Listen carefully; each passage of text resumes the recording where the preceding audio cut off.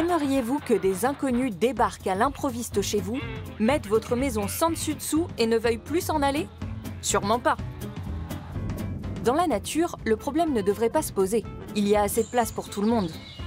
Et des nouveaux arrivants, ça peut mettre un peu d'animation dans le désert ou un peu de couleur dans le quotidien. Mais quand ils se tapent l'incruste, c'est pénible. À plus forte raison s'ils arrivent toujours plus nombreux jour après jour pour ne plus jamais repartir. Moustiques tigres porteurs de virus. Huîtres coriaces. Grenouilles qui déstabilisent le marché immobilier. Ratons laveurs, écureuils gris. En tout, on dénombre déjà 37 000 espèces exotiques et potentiellement dangereuses, dont ce petit canard à l'air innocent. Mais ces envahisseurs sont-ils tous nuisibles? Ou certains peuvent-ils aussi changer l'environnement pour le meilleur?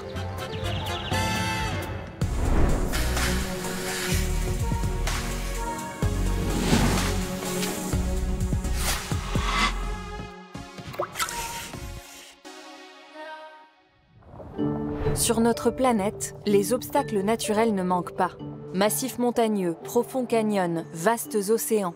Des barrières infranchissables pour de nombreuses espèces. Il a longtemps été impossible pour les moustiques tigres, les canards ou les huîtres de prendre leur clic et leur claque et de commencer une nouvelle vie ailleurs, quitte à déloger leurs cousins du bout du monde.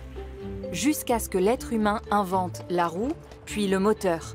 Des idées de génie qui ont aboli les barrières géographiques. On est ainsi entré dans l'ère de la mobilité à travers terre, ciel et mer.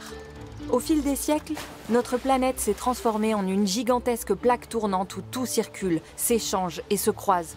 Les gens, les marchandises, mais aussi les plantes et les animaux. Der Mensch hat die Wege der Tiere und Pflanzenarten verändert, indem ihnen Barrieren entfernt hat, sodass die Tiere und Pflanzen jetzt neue Gegenden erobern konnten, in denen sie keine natürlichen Feinde haben. Ils peuvent alors proliférer librement et, comme le dorifort, ravager des récoltes entières. Et l'activité humaine continue d'empirer la situation. Durch die gesamte Globalisierung und globaler Wandel, Zunahme des Handelsvolumens, Zunahme des Schiffsverkehrs. Une étude internationale estime qu'entre 2005 et 2050, le nombre d'espèces introduites dans de nouveaux milieux va grimper de 36%. Alors peut-on prévoir l'impact qu'aura une espèce exotique sur l'écosystème où elle s'établit? Car il se peut qu'elle ne fasse aucun dégât et qu'elle soit tout simplement la petite nouvelle.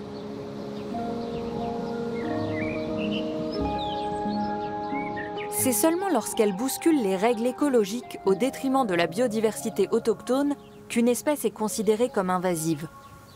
Ces intruses contribuent à hauteur de 60% à la disparition d'autres espèces. L'IPBES, un groupe international d'experts sur la biodiversité, y voit l'une des 5 causes majeures des changements affectant la nature. Et ça coûte extrêmement cher.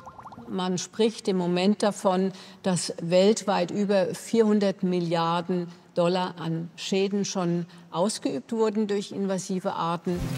Le dernier rapport de l'IPBES indique que depuis 1970, le coût global lié à ces dommages a quadruplé tous les 10 ans.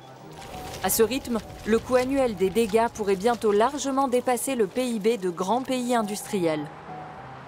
Qui sont les responsables d'un tel gâchis? Da ist zum Beispiel die Schwarzmeergrundel. Un petit poisson avec une façon peu orthodoxe de se déplacer. C'est un piètre nageur qui préfère sprinter en se propulsant sur les fonds sableux. Die ist aus dem Gebiet des Schwarzen Meeres in die großen Seen von Nordamerika gekommen, aber auch in europäische Gewässer, in den Rhein. Il ne l'a tout de même pas fait en sprintant. Alors comment est-il arrivé là? Mit aller Wahrscheinlichkeit über das Ballastwasser in großen Schiffen. Les navires pompent des eaux de ballast pour une meilleure stabilité en mer. Et elles regorgent d'organismes marins.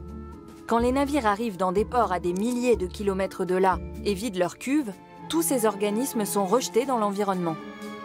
Und damit gelangen diese invasiven Arten dann entsprechend in das nächste Gewässer. C'est alors que les choses se gâtent. si ces nouveaux venus sont plus compétitifs que les espèces locales. Le goby, par exemple, a la réputation d'être très vorace, en particulier d'œufs de poisson.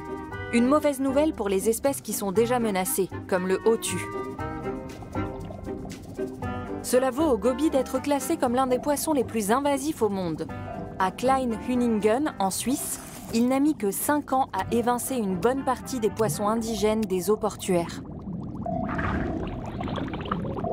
Im besten Fall ist es so, dass das Ökosystem, also mit den anderen Fischen und Bewohnern dieser Ökosysteme sich anpasst. Im schlimmsten Fall ist es natürlich so, dass die einheimischen Arten so stark zurückgedrängt werden. Und im allerschlimmsten Fall könnte es sogar zur Ausrottung von bestimmten Arten kommen. Difficile de prévoir lequel de ces scénarios va se réaliser, car de nombreux facteurs entrent en ligne de compte, comme le climat, ou la capacité d'adaptation des espèces autochtones. Le déclin d'une espèce peut aussi avoir des conséquences pour les populations humaines. In vielen Fällen kann es auch sein, dass die Nahrungsgrundlage von Menschen, von bestimmten Berufsgruppen wegbricht, wenn invasive Arten einheimische Arten verdrängen. Et la menace ne concerne pas que notre alimentation. En août 2023, Hawaï est dévasté par les pires feux de forêt que les États-Unis aient connus depuis un siècle. La catastrophe fait une centaine de victimes. L'ampleur de l'incendie est due en première ligne à la sécheresse et à des vents intenses. Mais on soupçonne qu'une plante envahissante a aussi contribué à la propagation des flammes. L'herbe fontaine, très résistante à la sécheresse. La graminée avait proliféré hors de tout contrôle, remplaçant la végétation locale de l'archipel.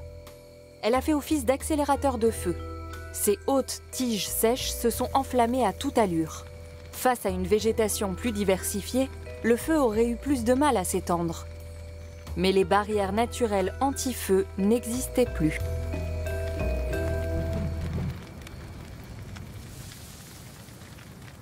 Autre exemple avec cette adorable grenouille, aussi petite que son nom est à rallonge, l'Eleutérodactyle de Johnston. Elle est endémique des Petites Antilles, mais s'est répandue dans de nombreuses régions d'Amérique centrale et du Sud.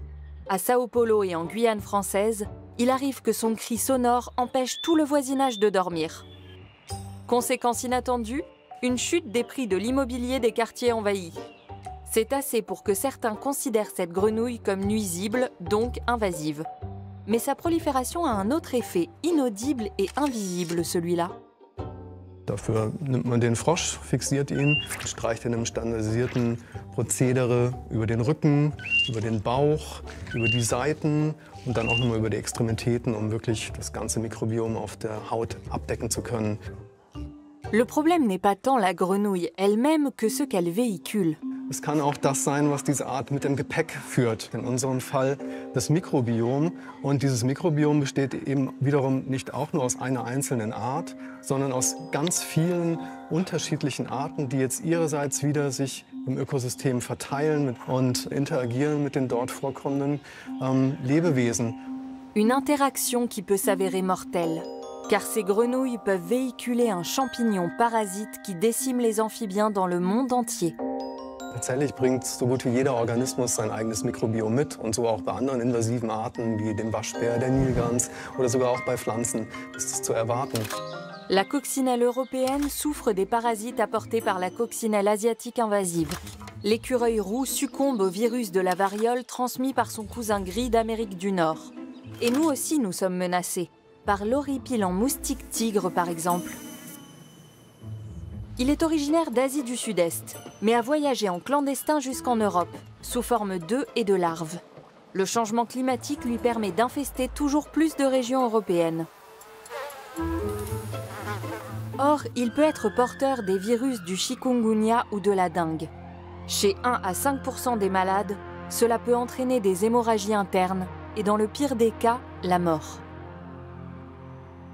Quelle solution avons-nous sinon celle de se défendre ? Éradiquer les espèces invasives. Est-ce une solution réaliste quand on sait que chaque jour, de nouvelles espèces arrivent et qu'une fois sur place, il est difficile d'endiguer leur prolifération? Mais peut-être que les nouveaux venus ne sont pas tous nocifs. Étudions le cas de l'Erismathur rousse. Dans les années 1940, ce canard a été introduit en Europe depuis les États-Unis par un ornithologue qui voulait créer une réserve naturelle. Mais il s'est échappé et depuis les années 1950, squatte les étangs de son cousin européen, l'Erismathur à tête blanche, une espèce déjà menacée. Il pique sa nourriture et copule avec ses femelles, aux grandes dames des amoureux des oiseaux. L'association d'ornithologie espagnole parle même d'un comportement de reproduction qui s'apparente à du viol. Afin de protéger l'Erismathur locale, les chasseurs britanniques ont tué les canards invasifs par milliers. L'Union européenne a consenti à la Grande-Bretagne 3,7 millions d'euros d'aide, rien qu'entre 2005 et 2011. Et même les petits conçus avec l'Erismathur à tête blanche, les canetons hybrides, doivent y passer. À raison? I think we should be encouraging invasive species. These are the go-getters. These are the migrants. These are the future. We should be encouraging them, not demonizing them, not shooting them out of the sky. Faisons une pause et récapitulons. Une espèce exotique déplacée par l'activité humaine rivalise avec une espèce locale. Elle donne naissance à des hybrides capables de se reproduire à leur tour. Elle finit ainsi par anéantir une autre espèce et son mode de vie. Et il faudrait rester là sans rien faire. I wouldn't say that hybridization by the ruddy duck is particularly a good thing, but I don't think it's a bad thing either. It may create a new species. We may come up with new kinds of duck that we didn't have before. Il faudrait donc plutôt y voir le cycle normal d'une nature toujours changeante, d'un écosystème en perpétuelle évolution. Lange Zeit haben wir gedacht, das ist wie so ein Uhrwerk, wo die einzelnen Arten wie Zahnrädchen ineinander greifen. Und wehe, eine Art, die fällt dann da mal runter oder ein Zahnrädchen fällt aus, dann tickt das ganze Ökosystem verkehrt. Nee, das ist eigentlich falsch. So ist es nicht, sondern es ist vielmehr so wie unsere Gesellschaft auch, wo nicht alles funktioniert, sondern dann hat sich mal was Neues eingeschlichen, dann müssen wir uns neu miteinander arrangieren. Vu comme ça, la menace semble moins sérieuse. Ainsi, parmi les espèces étrangères, certaines ne feraient pas dérailler tout l'écosystème, mais deviendraient une pièce essentielle du puzzle, en assurant une fonction utile et en occupant une niche écologique sans faire de dégâts, bien au contraire. Now, there are a few. There are Burmese pythons in the Florida Everglades that are eating almost any other animal that's out there, and they're clearly damaging. But they're a small proportion of invasive species. So we're going to spend a lot of time badly and a lot of money badly if we try and kill off every invasive species that comes in. La balsamine de l'Himalaya, par exemple. Comme son nom l'indique, elle vient de l'Himalaya. La belle étrangère aux délicates fleurs roses a été plantée dans de très nombreux jardins d'Europe en tant que plante d'ornement. Mais elle a quitté nos jardins pour partir à la conquête de nos campagnes, grâce à ses graines qu'elle peut disperser très loin. En prenant la place d'autres plantes, elle contribue à l'érosion des berges et à la disparition des petits ruisseaux. Mais c'est aussi une précieuse source de nourriture pour elle. Native bees love Himalayan balsam. C'est plutôt une bonne chose si les abeilles y trouvent leur compte, non? We have a kind of double standard, I think. Anything that's foreign, we look for the bad side and we say this is terrible and we should get rid of it if we can. But anything that's native, we say, well, yeah, okay, it can be a bit problematic, but it's one of ours, so let's keep it. Une étude britannique a comparé la balsamine de l'Himalaya et 2 autres plantes exotiques à 3 espèces autochtones.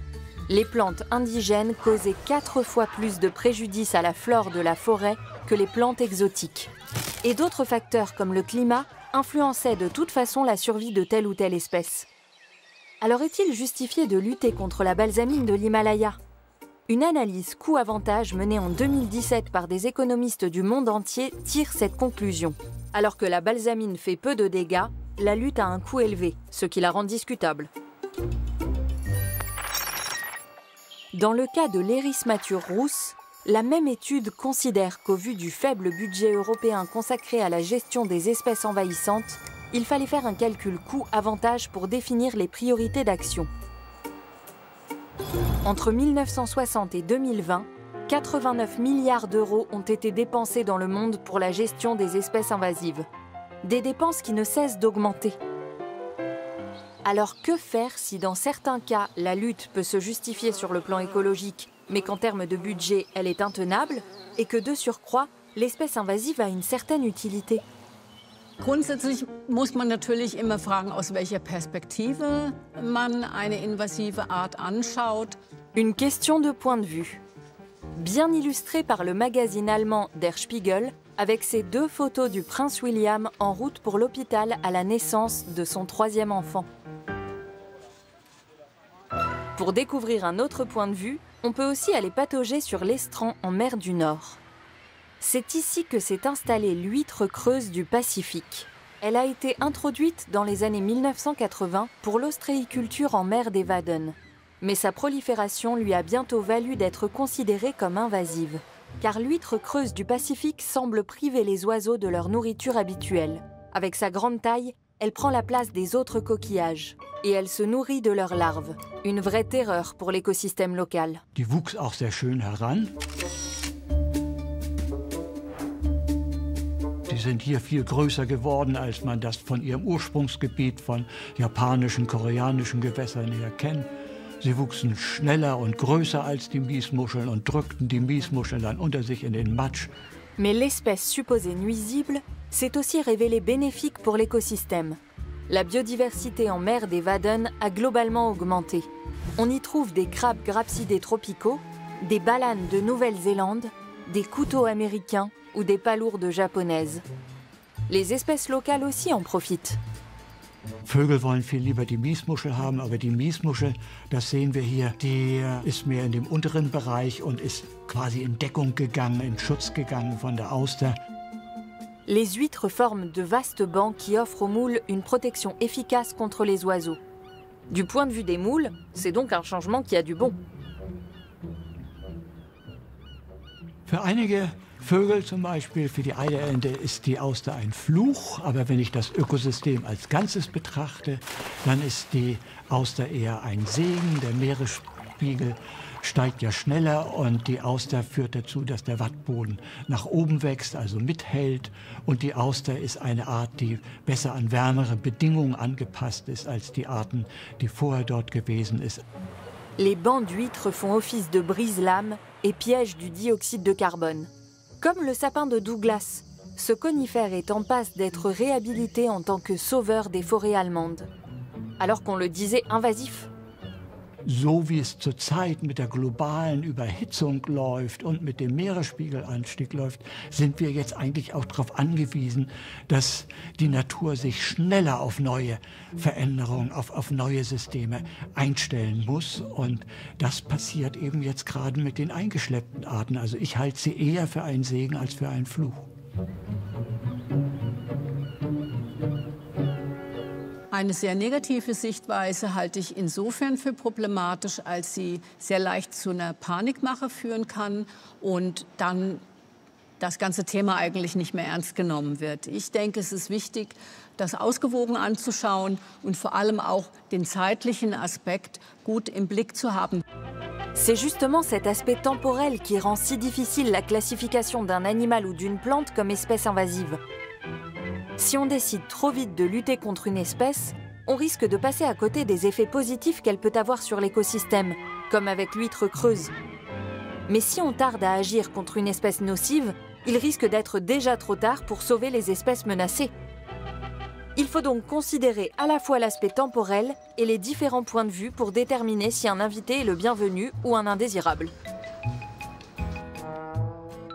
Selbst in der Wissenschaft wird über diese Dinge recht emotional diskutiert und teilweise zerfällt es auch in Lager, die ja, aus der invasionsbiologischen Forschung stammen, die eher für starke Kontrollen und Einschränkungen sind. Eher ökologisch orientierte Wissenschaftler werden da vielleicht eine etwas neutralere Position einnehmen. Wir müssen sehr darum kämpfen, dass wir wirklich den objektiven Blick bewahren und es kommt darauf an, wirklich sowohl die positiven als auch die negativen wie auch die neutralen Effekte zu nehmen. La science est en train d'évoluer en ce sens. En 2011, un guide avait été publié afin de mieux évaluer les dommages causés par les espèces invasives. ce qui mettait évidemment l'accent sur le côté négatif. Mais en 2022, un nouveau guide a été rédigé qui prend aussi en compte les aspects positifs.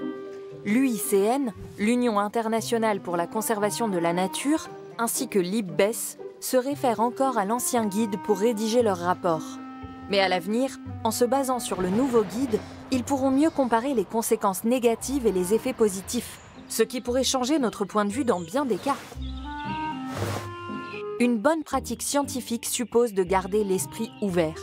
Si on ne recherche que les conséquences négatives des espèces invasives, on n'y trouvera rien de positif. À l'inverse, si on ne se focalise que sur les bénéfices, les dégâts passeront inaperçus. Encore une question de point de vue, dont voici un autre exemple parlant. La noix de mer, une cousine des méduses, qui a proliféré en mer Noire dans les années 1980. À l'époque, on l'a accusée d'avoir décimé les populations de poissons dont on pensait qu'elle mangeait les œufs. En réalité, la coupable était la pêche intensive. La noix de mer n'avait fait qu'accélérer le processus et occuper une niche écologique devenue vacante. Le vrai fauteur de troubles, c'était l'être humain. Et pourtant, la noix de mer est encore et toujours utilisée comme l'exemple type des espèces invasives dans bon nombre de publications scientifiques. 61% des espèces marines exotiques n'ont même pas encore fait l'objet de vraies recherches. Impossible donc de savoir si elles sont nocives, bénéfiques ou les deux. Alors qu'on se focalise sur quelques espèces pour illustrer la menace, la plupart passent sous le radar. Es gibt relativ klare Fälle, wo gut dokumentiert ist, dass eingebrachte Arten sehr negative Auswirkungen auf lokale Arten oder ganze Ökosysteme haben. In dem Fall ist es sicherlich auch angeraten, einzugreifen, zu regulieren und Dinge zu unternehmen. In vielen Fällen ist es nicht so eindeutig. Combattre ou baisser la garde. Comment gérer les cas d'invasion dont l'impact est incertain, mais qui pourraient s'avérer nocifs? Dans quasiment tous les écosystèmes de la planète, les conditions de vie subissent un changement radical, ce qui ne facilite pas la décision. Le changement climatique, pour ne citer que lui, fait disparaître de nombreuses espèces, dont les niches devenues vacantes doivent être réoccupées. Un jeu de chaises musicales qui peut tourner à la roulette russe, car parmi les nouveaux venus, certains peuvent faire des ravages. Si on les identifie trop tard, que se passera-t-il? L'équilibre d'un écosystème est bien plus complexe que la plus alambiquée des formules d'algèbre. Éradiquer la moindre espèce invasive est largement hors de notre portée. Mais si on laissait faire les écosystèmes eux-mêmes? Wenn die Ökosysteme sehr stabil sind, durch die einheimischen Arten, durch dieses eng verwobene Netz von heimischen Arten, dann haben invasive Arten viel weniger eine Möglichkeit, hier überhaupt anzusetzen und sich breit zu machen. Dans ce cas-là, elles n'accélèrent pas le recul de la biodiversité. Mieux encore, elles peuvent même renforcer les espèces autochtones, à l'instar du sapin Douglas ou de l'huître creuse du Pacifique. If they're really good at living on planet Earth, and maybe they can cope with climate change better than some other species, maybe we should embrace that, or at least acknowledge it. Ainsi, le premier pas à faire est évident.